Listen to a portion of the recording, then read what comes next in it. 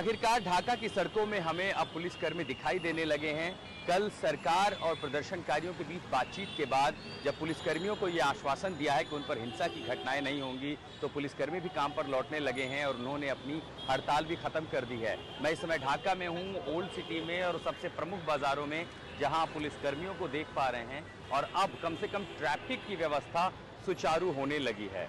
मसलन यहाँ पर स्थिति ऐसी थी कि या तो सड़कों पर सेना थी लेकिन वो कानून व्यवस्था संभाल रही थी, या फिर जो आंदोलनकारी छात्र थे कॉलेज के, यूनिवर्सिटी के, उन्होंने मोर्चा संभाला था और इसके चलते जो ट्रैफिक था, सड़कों पर गाड़ियों का मूवमेंट था, आवाजाही थी, उसकी स्थिति एकदम अराजकता की थी। यानी आप ये समझें कि ढाका में 2 किलोमीटर जाने के लिए 2 घंटे का भी समय लग जाए तो अतिशयोक्ति नहीं होगी। लेकिन आज सुबह ढाका के लिए कम से कम अच्छी सुखद तस्वीर दिखाई पड़ती है।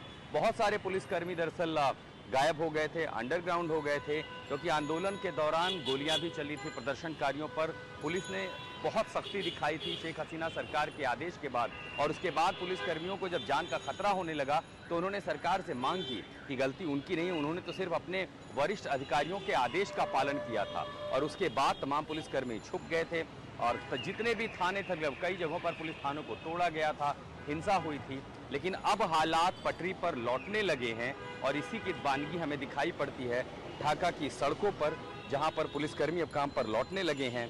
और उसके साथ ही सबसे बड़ी चुनौती होगी कानून व्यवस्था बहाल करने के साथ साथ उस पूरी घटना में जांच, जहां पर हिंसा हुई है, अल्पसंख्यकों को निशाना बनाया है, छात्रों पर गोलीबारी हुई है। लेकिन एक तस्वीर आज दिखाई पड़ती है कि ढाका की सड़कों पर या बांग्लादेश में धीरे धीरे अब पुलिस काम पर लौटने लगी है।